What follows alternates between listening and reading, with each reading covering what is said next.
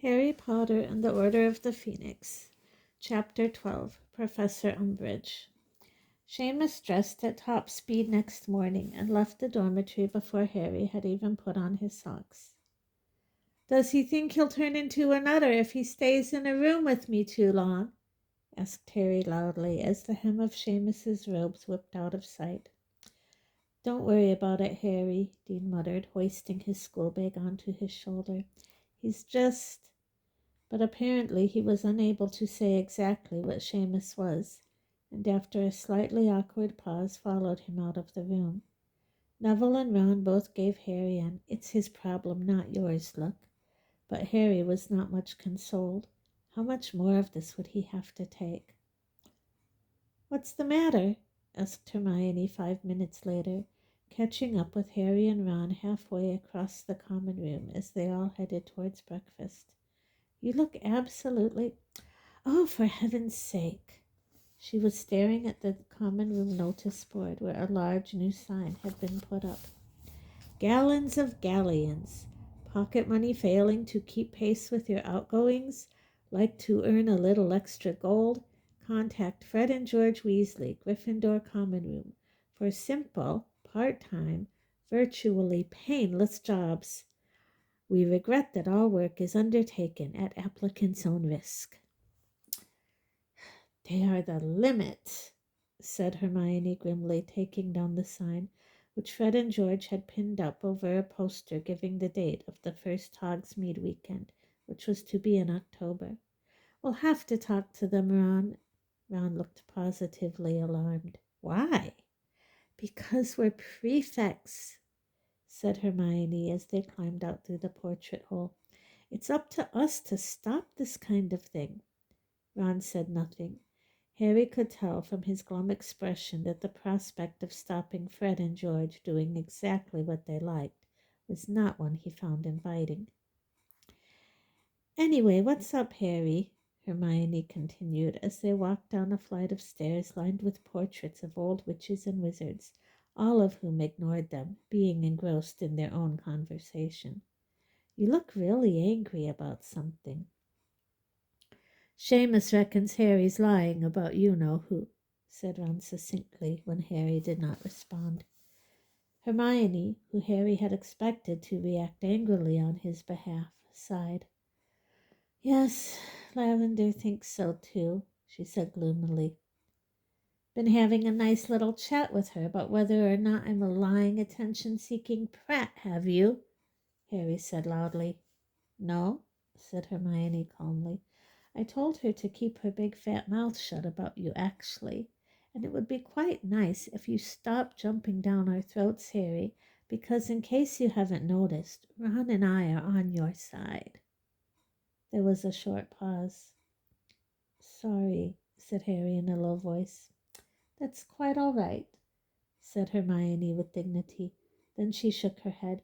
"Don't you remember what Dumbledore said at the last end-of-term feast?" Harry and Ron both looked at her blankly, and Hermione sighed again. "About you-know-who. He said his gift for spreading discord and enmity is very great. We can fight it only by showing an equally strong bond of friendship and trust." "How do you remember stuff like that?" asked Ron, looking at her in admiration. "I listen, Ron," said Hermione with a touch of asperity. "So do I, but I still couldn't tell you exactly what—" "The point," Hermione pressed on loudly, "is that this sort of thing is exactly what Dumbledore was talking about. You know who's only been back 2 months, and we've already started fighting among ourselves. And the Sorting Hat's warning was the same. Stand together, be united." "And Harry got it right last night," retorted Ron. "If that means we're supposed to get matey with the Slytherins, fat chance." "Well, I think it's a pity we're not trying for a bit of inter-house unity," said Hermione crossly.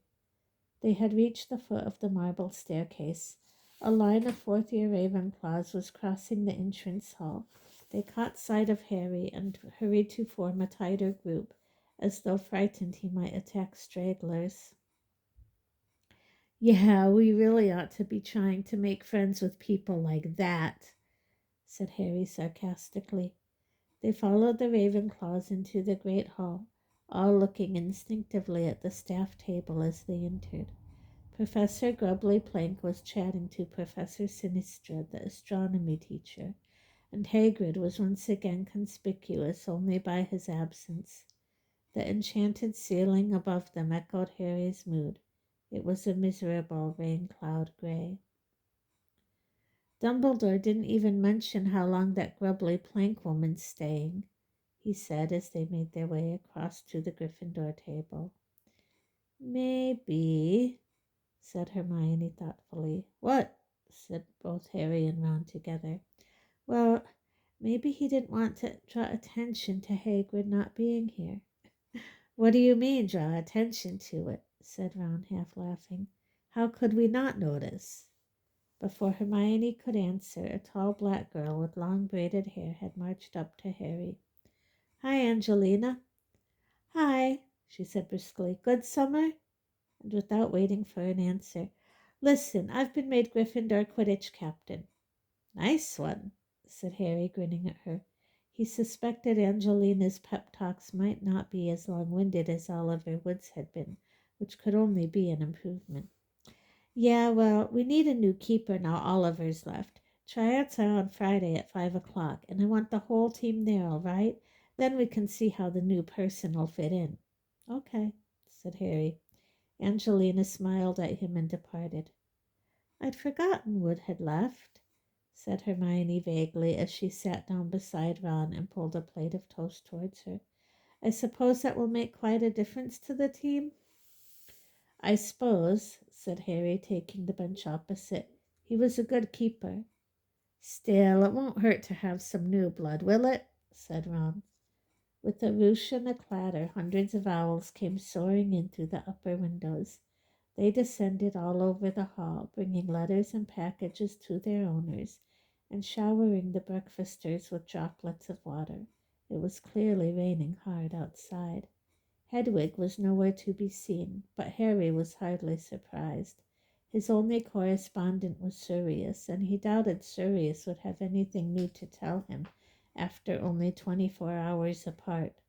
Hermione, however, had to move her orange juice aside quickly to make way for a large damp barn owl bearing a sodden Daily Prophet in its beak. What are you still getting that for? Said Harry irritably, thinking of Seamus as Hermione placed the canute in the leather pouch on the owl's leg and it took off again. I'm not bothering. Load of rubbish. It's best to know what the enemy is saying, said Hermione darkly, and she unfurled the newspaper and disappeared behind it, not emerging until Harry and Ron had finished eating. Nothing, she said simply, rolling up the newspaper and laying it down by her plate. Nothing about you or Dumbledore or anything. Professor McGonagall was now moving along the table, handing out timetables. Look at today, groaned Ron. History of magic, double potions, divination, and double defense against the dark arts.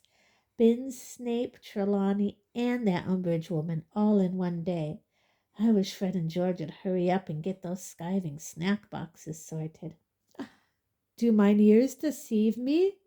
Said Fred, arriving with George and squeezing onto the bench beside Harry. Hogwarts prefects surely don't wish to skive off lessons. Look what we've got today, said Ron grumpily, shoving his timetable under Fred's nose. That's the worst Monday I've ever seen. Fair point, little bro, said Fred, scanning the column. You can have a bit of nosebleed nougat cheap if you like. Why is it cheap? Said Ron suspiciously. Because you'll keep bleeding till you shrivel up. We haven't got an antidote yet, said George, helping himself to a kipper. Cheers, said Ron moodily, pocketing his timetable. But I think I'll take the lessons. And speaking of your skiving snack boxes, said Hermione, eyeing Fred and George beadily, you can't advertise for testers on the Gryffindor notice board. Says who?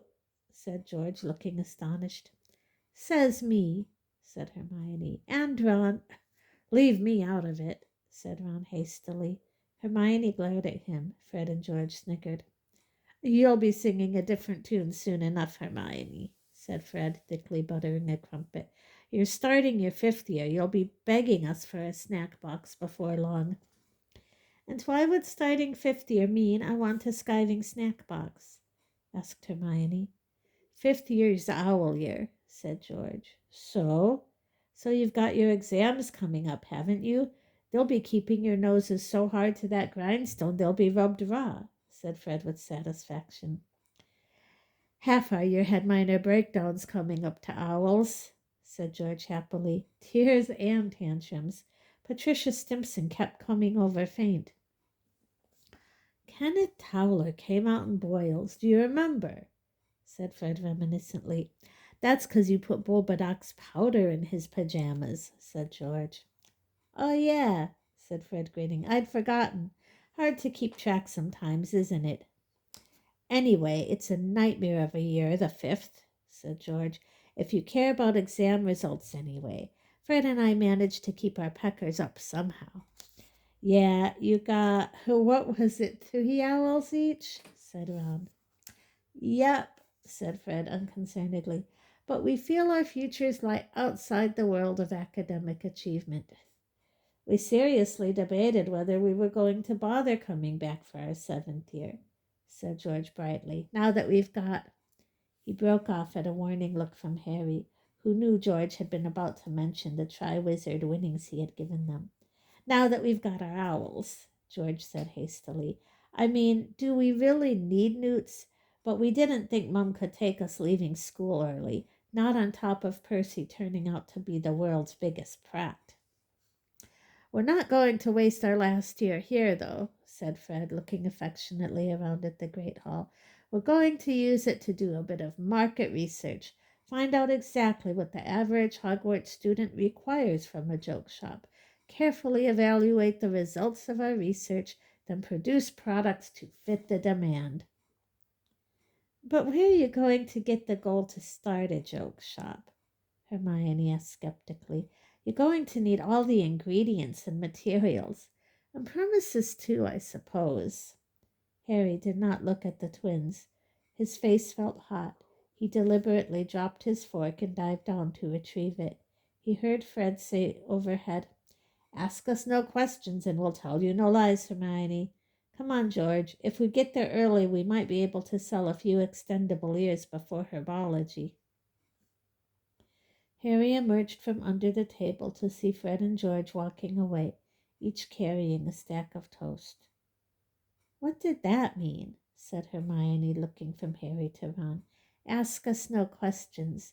Does that mean they've already got some gold to start a joke shop? You know, I've been wondering about that, said Ron, his brow furrowed. They bought me a new set of dress robes this summer, and I couldn't understand where they got the galleons. Harry decided it was time to steer the conversation out of these dangerous waters.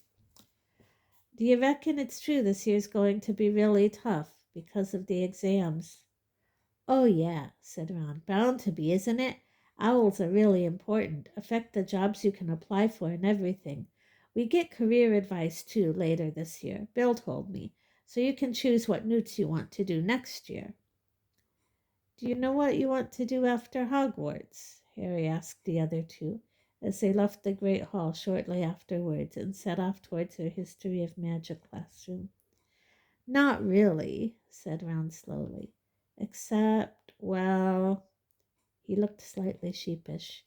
What? Harry urged him. Well, it'd be cool to be an Auror, said Ron in an offhand voice. Yeah, it would, said Harry fervently. But they're like the elite, said Ron. You've got to be really good. What about you, Hermione? I don't know, she said. I think I'd like to do something really worthwhile. An Auror's worthwhile, said Harry. Yes, it is, but it's not the only worthwhile thing, said Hermione thoughtfully. I mean, if I could take SPEW further. Harry and Ron carefully avoided looking at each other. History of magic was, by common consent, the most boring subject ever devised by wizard kind.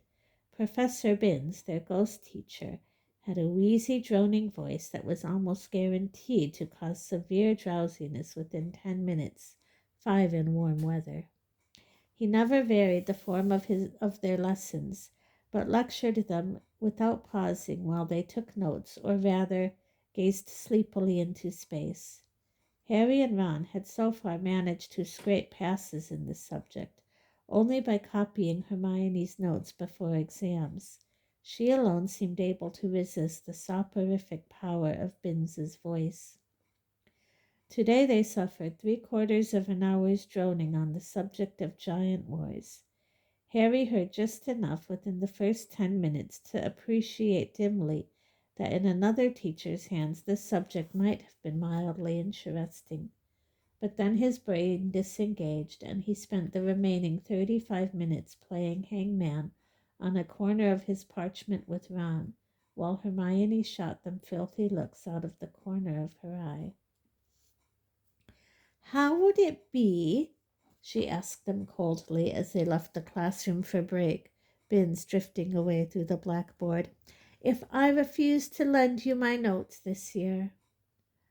"We'd fail our owl," said Ron.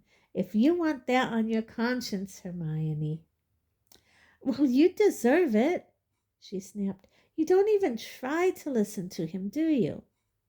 "We do try," said Ron. "We just haven't got your brains or your memory or your concentration. You're just cleverer than we are. Is it nice to rub it in?" "Oh, don't give me that rubbish," said Hermione, but she looked slightly mollified as she led the way out into the damp courtyard. A fine misty drizzle was falling, so that the people standing in huddles around the yard looked blurred at the edges. Harry, Ron, and Hermione chose a secluded corner under a heavily dripping balcony, turning up the collars of their robes against the chilly September air, and talking about what Snape was likely to set them in the first lesson of the year. They had got as far as agreeing that it was likely to be something extremely difficult, just to catch them off guard after a 2-month holiday, when someone walked around the corner towards them. "Hello, Harry." It was Cho Chang, and, what was more, she was on her own again. This was most unusual. Cho was almost always surrounded by a gang of giggling girls. Harry remembered the agony of trying to get her by herself to ask her to the Yule Ball. "Hi," said Harry, feeling his face grow hot. "At least you're not covered in stink sap this time," he told himself. Cho seemed to be thinking along the same lines. "You got that stuff off, then?" "Yeah," said Harry, trying to grin as though the memory of their last meeting was funny as opposed to mortifying. "So, did you have a good summer?" The moment he had said this, he wished he hadn't. Cedric had been Cho's boyfriend, and the memory of his death must have affected her holiday almost as badly as it had affected Harry's. Something seemed to tauten in her face, but she said, "Oh, it was all right, you know." "Is that a tornado's badge?" Ron demanded suddenly, pointing to the front of Cho's robes, where a sky-blue badge emblazoned with a double gold T was pinned. "You don't support them, do you?" "Yeah, I do," said Cho. "Have you always supported them, or just since they started winning the league?" said Ron, in what Harry considered an unnecessarily accusatory tone of voice. "I've supported them since I was 6, said Cho coolly. "Anyway, see you, Harry." She walked away. Hermione waited until Cho was halfway across the courtyard before rounding on Ron. "You are so tactless." "What? I only asked her. Couldn't you tell she wanted to talk to Harry on her own?" "So she could have done. I wasn't stopping. Why on earth were you attacking her about her Quidditch team?" "Attacking? I wasn't attacking her. I was only... Who cares if she supports the Tornadoes? Oh, come on. Half the people you see wearing those badges only bought them last season." "But what does it matter? It means they're not real fans. They're just jumping on the bandwagon." That's the bell, said Harry listlessly, because Ron and Hermione were bickering too loudly to hear it. They did not stop arguing all the way down to Snape's dungeon, which gave Harry plenty of time to reflect that between Neville and Ron he would be lucky ever to have 2 minutes of conversation with Cho that he could look back on without wanting to leave the country. And yet, he thought, as they joined the queue lining up outside Snape's classroom door, she had chosen to come and talk to him, hadn't she? She had been Cedric's girlfriend. She could easily have hated Harry for coming out of the Triwizard Maze alive when Cedric had died. Yet she was talking to him in a perfectly friendly way, not as though she thought him mad or a liar, or in some horrible way responsible for Cedric's death. Yes, she had definitely chosen to come and talk to him, and that made the second time in 2 days. And at this thought Harry's spirits rose. Even the ominous sound of Snape's dungeon door creaking open did not puncture the small hopeful bubble that seemed to have swelled in his chest. He filed into the classroom behind Ron and Hermione and followed them to their usual table at the back, ignoring the huffy, irritable noises now issuing from both of them. "Settle down," said Snape coldly, shutting the door behind him. There was no real need for the call to order. The moment the class had heard the door close, quiet had fallen and all fidgeting stopped. Snape's mere presence was usually enough to ensure a class's silence. "Before we begin today's lesson," said Snape, sweeping over to his desk and staring around at them all, "I think it appropriate to remind you that next June you will be sitting an important examination, during which you will prove how much you have learned about the composition and use of magical potions. Moronic though some of this class undoubtedly are, I expect you to scrape an acceptable in your owl, or suffer my displeasure." His gaze lingered this time on Neville, who gulped. "After this year, of course, many of you will cease studying with me," Snape went on. "I take only the very best into minute potions class, which means that some of us will certainly be saying goodbye." His eyes rested on Harry, and his lip curled. Harry glared back, feeling a grim pleasure at the idea that he would be able to give up potions after 5th year. "But we have another year to go before that happy moment of farewell," said Snape softly. "So, whether you are not intending to attempt Newt, I advise all of you to concentrate on your efforts upon maintaining the high pass level I have come to expect from my owl students. Today we'll be mixing a potion that often comes up at ordinary wizarding level, the Draught of Peace, a potion to calm anxiety and soothe agitation. Be warned, if you are too heavy-handed with the ingredients, you will put the drinker into a heavy and sometimes irreversible sleep, so you will need to pay close attention to what you are doing." On Harry's left, Hermione sat up a little straighter, her expression one of utmost attention. "The ingredients and method," Snape flicked his wand, "are on the blackboard." They appeared there. "You will find everything you need," he flicked his wand again, "in the store cupboard." The door of the said cupboard sprang open. "You have an hour and a half. Start." Just as Harry, Ron, and Hermione had predicted, Snape could hardly have set them a more difficult fiddly potion. The ingredients had to be added to the cauldron in precisely the right order and quantities. The mixture had to be stirred exactly the right number of times, firstly in clockwise, then in anti-clockwise directions. The heat of the flames on which it was simmering had to be lowered to exactly the right level for a specific number of minutes before the final ingredient was added. "A light silver vapor should now be rising from your potion," called Snape with 10 minutes left to go. Harry, who was sweating profusely, looked desperately around at the dungeon. His own cauldron was issuing copious amounts of dark gray steam. Ron's was spitting green sparks. Seamus was feverishly prodding the flames at the base of his cauldron with the tip of his wand as they seemed to be going out. The surface of Hermione's potion, however, was a shimmering mist of silver vapor, and as Snape swept by, he looked down his hooked nose at it without comment, which meant he could find nothing to criticize. At Harry's cauldron, however, Snape stopped and looked down at it with a horrible smirk on his face. "Potter, what is this supposed to be?" The Slytherins at the front of the class all looked up eagerly. They loved hearing Snape taunt Harry. "The draught of peace," said Harry tensely. "Tell me, Potter," said Snape softly, "can you read?" Draco Malfoy laughed. "Yes, I can," said Harry, his fingers clenched tightly around his wand. "Read the third line of the instructions for me, Potter." Harry squinted at the blackboard.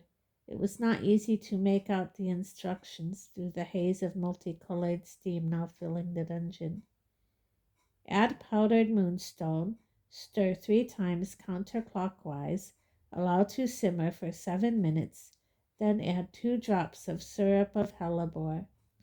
His heart sank. He had not added syrup of hellebore, but had proceeded straight to the 4th line of the instructions after allowing his potion to simmer for 7 minutes. "Did you do everything on the 3rd line, Potter?" "No," said Harry very quietly. "I beg your pardon." "No," said Harry loudly. "I forgot the hellebore." "I know you did, Potter, which means that this mess is utterly worthless.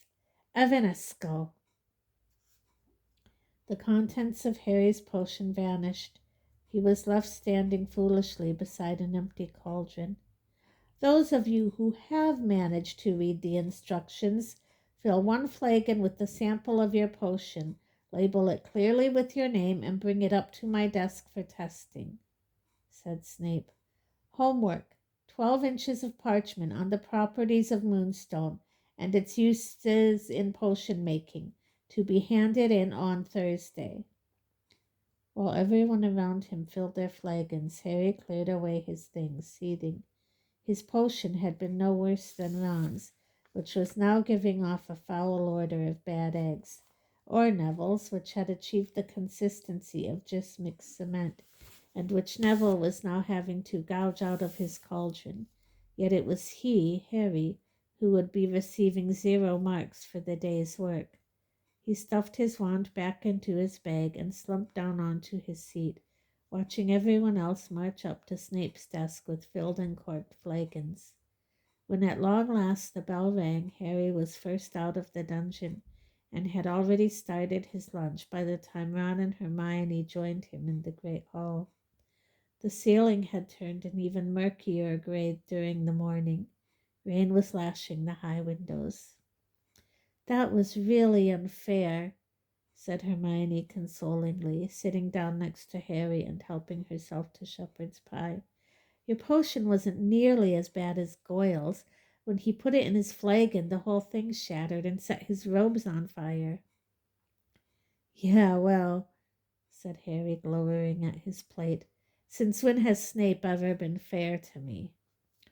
Neither of the others answered. All 3 of them knew that Snape and Harry's mutual enmity had been absolute from the moment Harry had set foot in Hogwarts. "I did think he might be a bit better this year," said Hermione in a disappointed voice. "I mean, you know." She looked around carefully. There were 6 empty seats on either side of them, and nobody was passing the table. "Now he's in the order and everything." "Poisonous toadstools don't change their spots," said Ron sagely.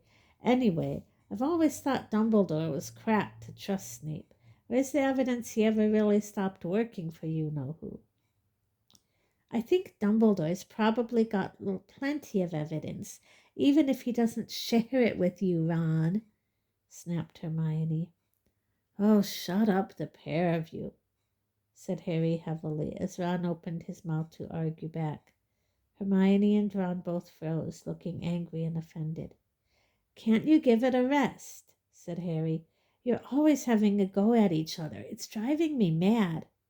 And abandoning his shepherd's pie, he swung his school bag over his shoulder and left them sitting there.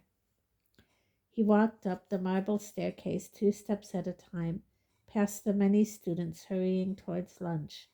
The anger that had just flared so unexpectedly still blazed inside him, and the vision of Ron and Hermione's shocked faces afforded him a sense of deep satisfaction.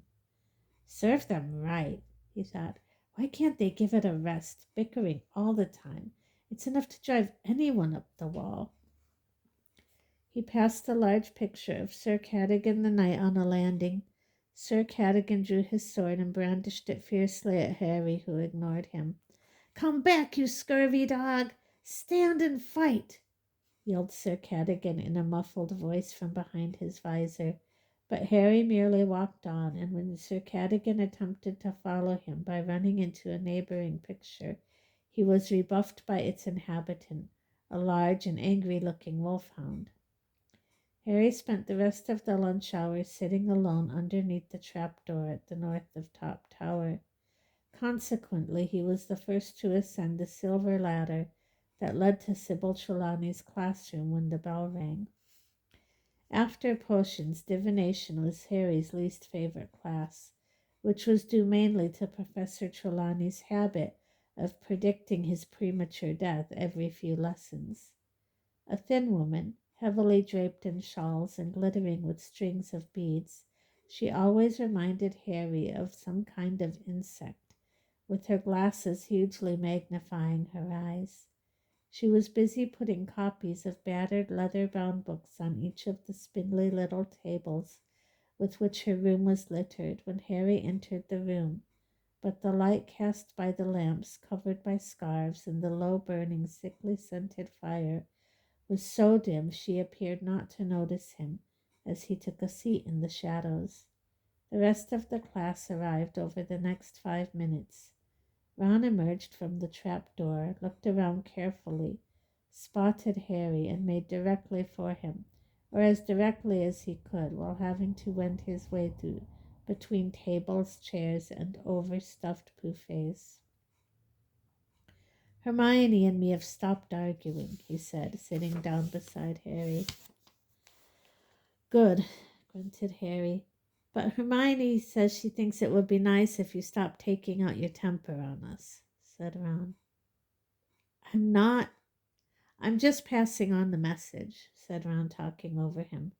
But I reckon she's right. It's not our fault how Seamus and Snape treat you. I never said it. Good day, said Professor Trelawney in her usual misty, dreamy voice, and Harry broke off, again feeling both annoyed and slightly ashamed of himself. And welcome back to divination.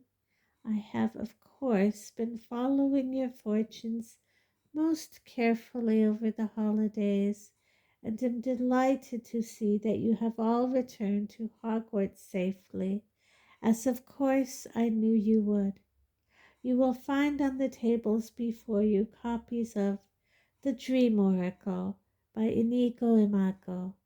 Dream interpretation is a most important means of divining the future, and one that may very probably be tested in your owl.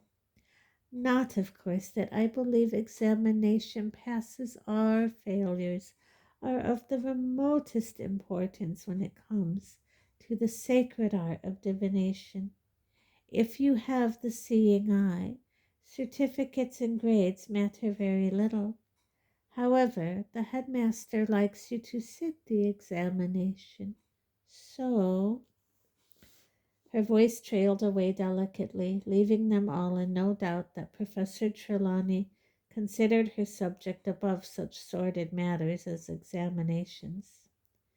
Turn, please, to the introduction and read what Imago has to say on the matter of dream interpretation. Then divide into pairs. use the dream oracle to interpret each other's most recent dreams. Carry on. The one good thing to be said for this lesson was that it was not a double period. By the time they had all finished reading the introduction of the book, they had barely 10 minutes left for dream interpretation.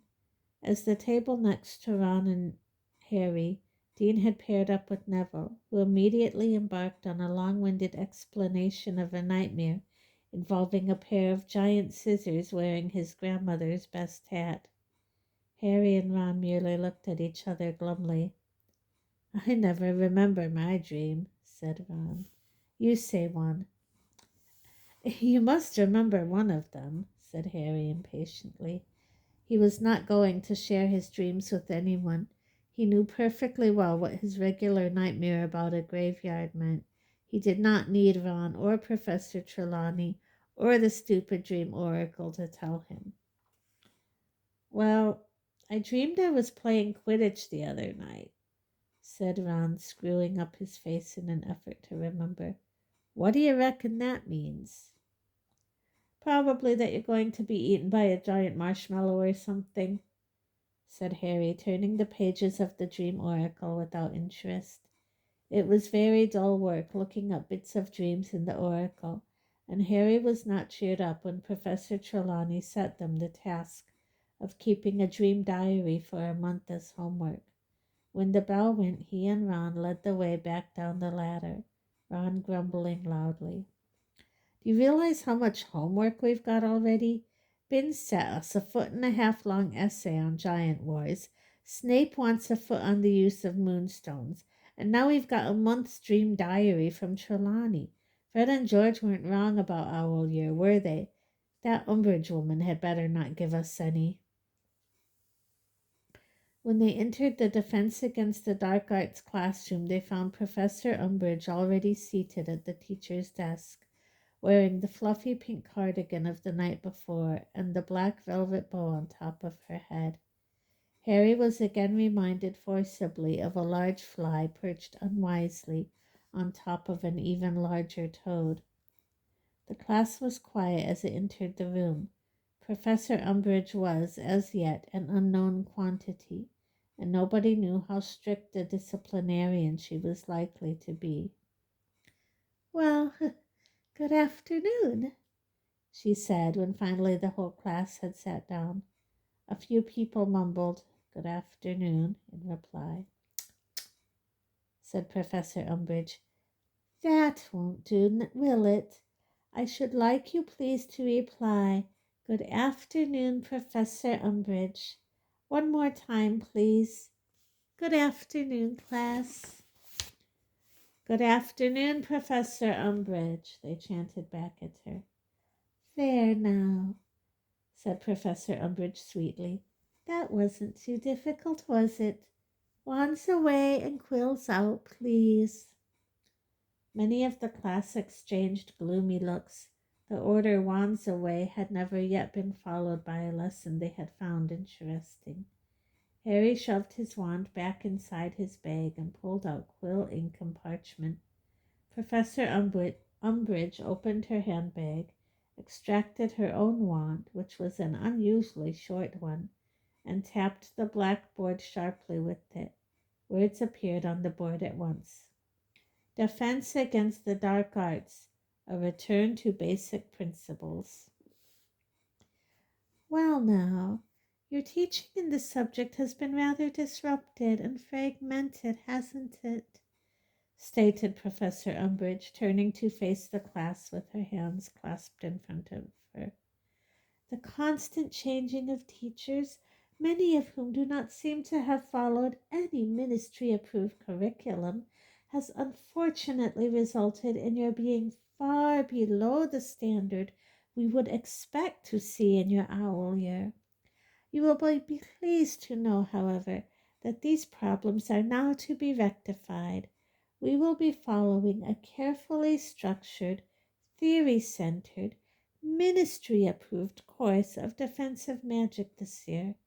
Copy down the following, please." She rapped the blackboard again. The first message vanished and was replaced by the course aims.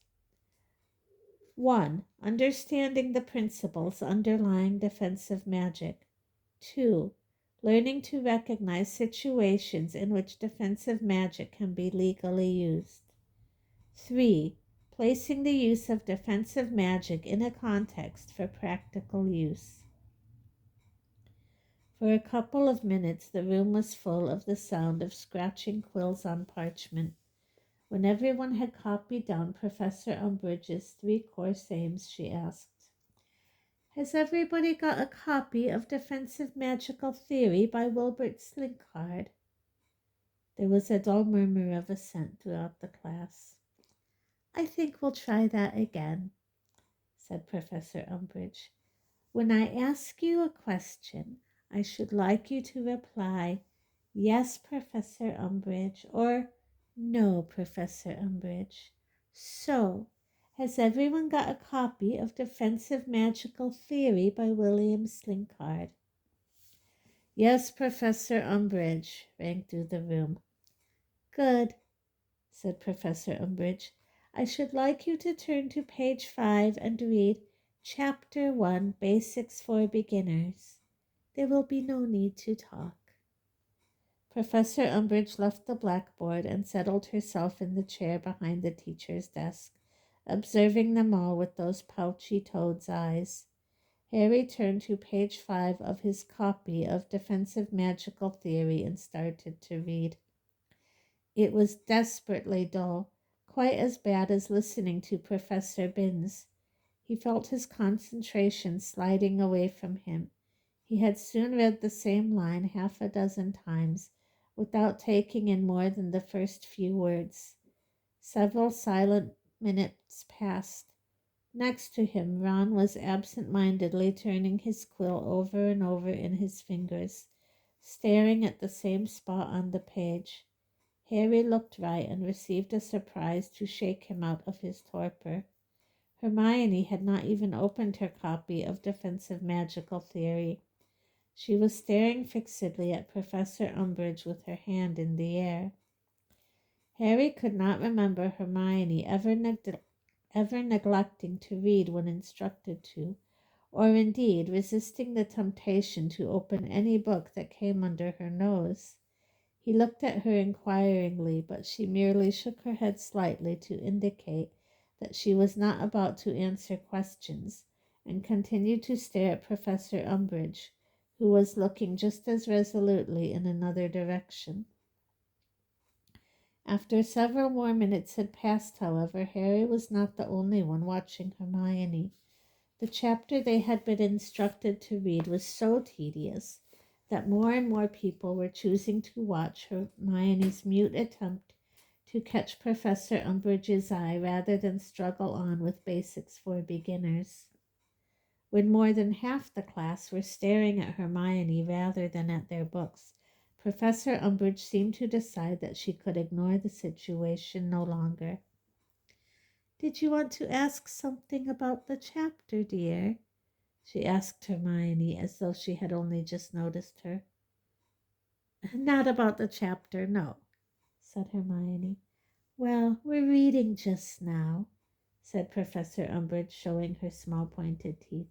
"If you have other queries, we can deal with them at the end of class." "I've got a query about your course aims," said Hermione. Professor Umbridge raised her eyebrows. "And your name is—" "Hermione Granger," said Hermione. "Well, Miss Granger, I think the course aims are perfectly clear if you read through them carefully," said Professor Umbridge in a tone of determined sweetness. "Well, I don't," said Hermione bluntly. "There's nothing written up there about using defensive spells." There was a short silence in which many members of the class turned their heads to frown at the 3 course aims still written on the blackboard. "Using defensive spells," Professor Umbridge repeated with a little laugh. "Why, I can't imagine any situation arising in my classroom that would require you to use a defensive spell, Miss Granger. You surely aren't expecting to be attacked during class." "We're not going to use magic," Ron exclaimed loudly. "Students raise their hands when they wish to speak in my class, Mr. Weasley," said Ron, thrusting his hand into the air. Professor Umbridge, smiling still more widely, turned her back on him. Harry and Hermione immediately raised their hands too. Professor Umbridge's pouchy eyes lingered on Harry for a moment before she addressed Hermione. "Yes, Miss Granger, you wanted to ask something else." "Yes," said Hermione. "Surely the whole point of Defense Against the Dark Arts is to practice defensive spells?" "Are you a ministry-trained educational expert, Miss Granger?" asked Professor Umbridge in her falsely sweet voice. "No, but—" "Well then, I'm afraid you are not qualified to decide what the whole point of my class is. Wizards much older and cleverer than you have devised our new program of study. You will be learning about defensive spells in a secure, risk-free way." "What use is that?" said Harry loudly. "If we're going to be attacked, it won't be in a—" "hand, Mr. Potter," sang Professor Umbridge. Harry thrust his fist in the air. Again Professor Umbridge promptly turned away from him, but now several other people had their hands up too. "And your name is?" Professor Umbridge said to Dean. "Dean Thomas." "Well, Mr. Thomas?" "Well, it's like Harry said, isn't it?" said Dean. "If we're going to be attacked, it won't be risk-free." "I repeat," said Professor Umbridge, smiling in a very irritating fashion at Dean. "Do you expect to be attacked during my classes?" "No, but—" Professor Umbridge talked over him. "I do not wish to criticize the way things have been run in this school," she said in an unconvincing smile, stretching her mouth. "But you have been exposed to some very irresponsible wizards in this class. Very irresponsible indeed. Not to mention," she gave a nasty little laugh, "extremely dangerous half-breeds."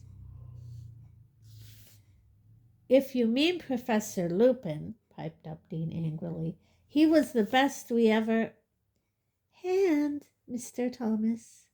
As I was saying, you have been introduced to spells that have been complex, inappropriate to your age group, and potentially lethal. You have been frightened into believing that you are likely to meet dark attacks every other day." "No, we haven't," Hermione said. "We just—" "Your hand is not up, Miss Granger." Hermione put up her hand. Professor Umbridge turned away from her. "It is my understanding that my predecessor not only performed illegal curses in front of you, he actually performed them on you." "Well, he turned out to be a maniac, didn't he?" said Dean hotly. "Mind you, we still learned loads." "Your hand is not up, Mr. Thomas," trilled Professor Umbridge. "Now, it is the view of the ministry that a theoretical knowledge will be more than sufficient to get you through your examination, which, after all, is what school is all about." "And your name is?" she added, staring at Parvati, whose hand had just shot up. "Parvati Patil. And isn't there a practical bit in our Defense Against the Dark Arts owl? Aren't we supposed to show that we can actually do the counter curses and things?" "As long as you have studied the theory hard enough, there is no reason why you should not be able to perform the spells under carefully controlled examination conditions," said Professor Umbridge dismissively. "Without ever practicing them beforehand?" said Parvati incredulously. Are you telling us that the first time we'll get to do the spells will be during our exam? I repeat, as long as you have studied the theory hard enough. And what good's theory going to be in the real world? Said Harry loudly, his fist in the air again. Professor Umbridge looked up. This is school, Mr. Potter, not the real world, she said softly. So we're not supposed to be prepared for what's waiting for us out there. There is nothing waiting out there, Mr. Potter. Oh, yeah? Said Harry. His temper, which seemed to have been bubbling just beneath the surface all day, was reaching boiling point. Who do you imagine wants to attack children like yourselves? Inquired Professor Umbridge in a horribly honeyed voice. Let's think, said Harry in a mock thoughtful voice. Maybe Lord Voldemort? Ron gasped. Lavender Brown uttered a little scream. Neville slipped sideways off his stool. Professor Umbridge, however, did not flinch. She was staring at Harry with a grimly satisfied expression on her face. 10 points from Gryffindor, Mr. Potter. The classroom was silent and still. Everyone was staring at either Umbridge or Harry. Now, let me make a few things quite plain. Professor Umbridge stood up and leaned towards them, her stubbly fingered hand splayed on her desk. You have been told that a certain dark wizard has returned from the dead. He wasn't dead, said Harry angrily, but yeah, he's returned. Mr. Potter, you have already lost your house 10 points. Do not make matters worse for yourself, said Professor Umbridge in one breath without looking at him.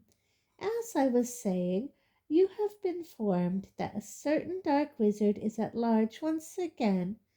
This is a lie. It is not a lie, said Harry.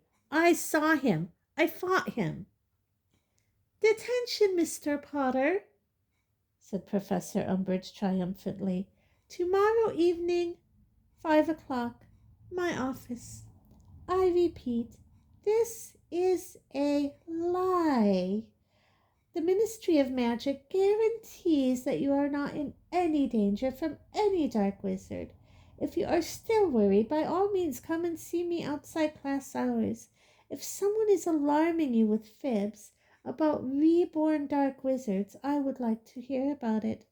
I am here to help. I am your friend. And now you will kindly continue your reading. Page 5, Basics for Beginners. Professor Umbridge sat down behind her desk. Harry, however, stood up. Everyone was staring at him. Seamus looked half scared, half fascinated. Harry, no, Hermione whispered in a warning voice, tugging at his sleeve, but Harry jerked his arm out of her reach. So, according to you, Cedric Diggory dropped dead of his own accord, did he? Harry asked, his voice shaking. There was a collective intake of breath from the class, for none of them, apart from Ron and Hermione, had ever heard Harry talk about what had happened on the night Cedric had died. They stared avidly from Harry to Professor Umbridge, who had raised her eyes and was staring at him without a trace of a fake smile on her face. Cedric Diggory's death was a tragic accident, she said coldly. It was murder, said Harry. He could feel himself shaking. He had hardly spoken to anyone about this, least of all 30 eagerly listening classmates. Voldemort killed him, and you know it. Professor Umbridge's face was quite blank. For a moment, Harry thought she was going to scream at him. Then she said in her softest, most sweetly girlish voice, Come here, Mr. Potter, dear.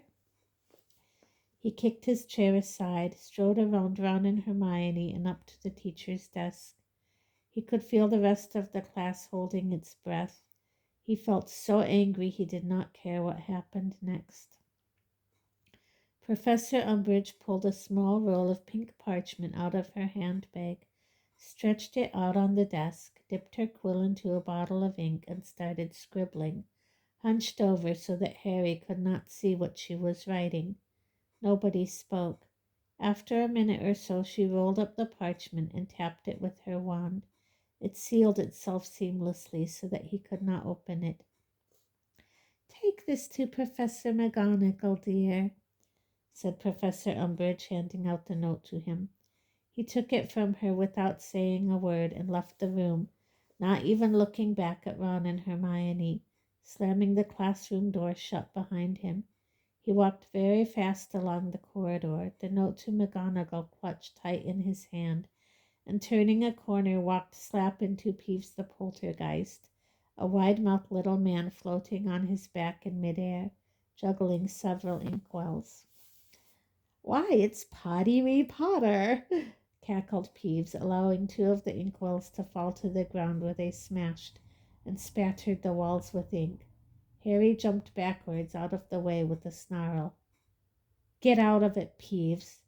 "Oh, Crackpot's feeling cranky," said Peeves, pursuing Harry along the corridor, leering as he zoomed along behind him. "What is it this time, my fine potty friend? Hearing voices, seeing visions, speaking in—" Peeves blew a gigantic raspberry. "Tongues." "I said, leave me alone," Harry shouted, running down the nearest flight of stairs, but Peeves merely slid down the banister on his back beside him. "Oh, most think he's barking, the potty wee lad, but some are more kindly and think he's just sad. But Peevesy knows better and says that he's mad." "Shut up!" A door to his left flew open, and Professor McGonagall emerged from her office looking grim and slightly harassed. "What on earth are you shouting about, Potter?" she snapped as Peeves cackled gleefully and zoomed out of sight. "Why aren't you in class?" "I've been sent to see you," said Harry stiffly.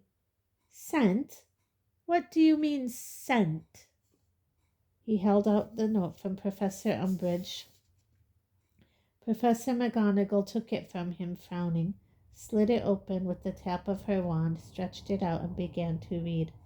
Her eyes zoomed from side to side behind their square spectacles as she read what Umbridge had written, and with each line they became narrower. "Come here, Potter." She followed her inside her study. The door closed automatically behind him. "Well?" said Professor McGonagall, rounding on him. "Is this true?" "Is what true?" Harry asked rather more aggressively than he had intended. "Professor," he added in an attempt to sound more polite. "Is it true that you shouted at Professor Umbridge?" "Yes," said Harry. "You called her a liar?" "Yes."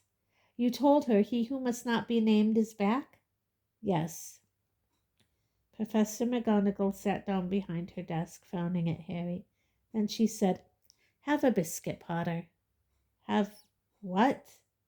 "Have a biscuit," she repeated impatiently, indicating a tartan tin lying on top of one of the piles of papers on her desk. "And sit down." There had been a previous occasion when Harry, expecting to be caned by Professor McGonagall, had instead been appointed by her to the Gryffindor Quidditch team. He sank into a chair opposite her and helped himself to a ginger newt, feeling just as confused and wrong-footed as he had done on that occasion. Professor McGonagall set down Professor Umbridge's note and looked very seriously at Harry. "Potter, you need to be careful." Harry swallowed his mouthful of ginger newt and stared at her. Her tone of voice was not at all what he was used to. It was not brisk, crisp, and stern. It was low and anxious and somehow much more human than usual.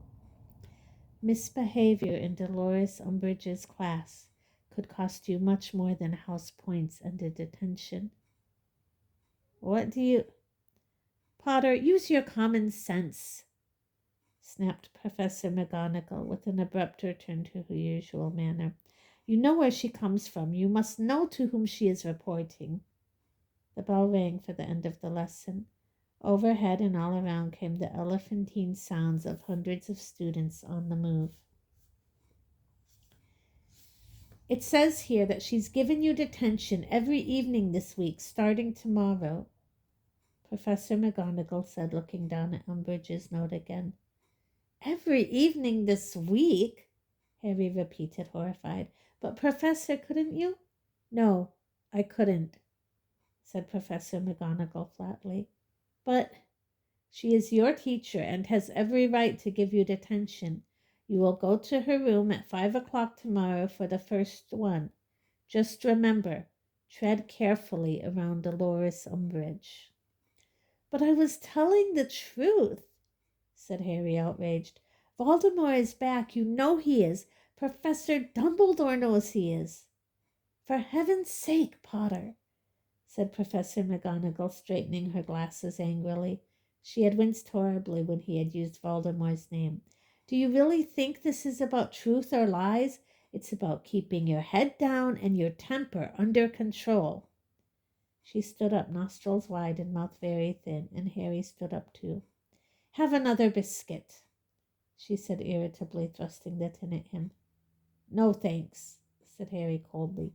Don't be ridiculous, she snapped. He took one. Thanks, he said grudgingly. Didn't you listen to Dolores Umbridge's speech at the start of term feast, Potter? Yeah, said Harry. Yeah, she said, progress will be prohibited or, well, it meant that the Ministry of Magic is trying to interfere at Hogwarts. Professor McGonagall eyed him for a moment, then sniffed, walked around her desk, and held open the door for him. Well, I'm glad you listened to Hermione Granger at any rate, she said, pointing him out of her office.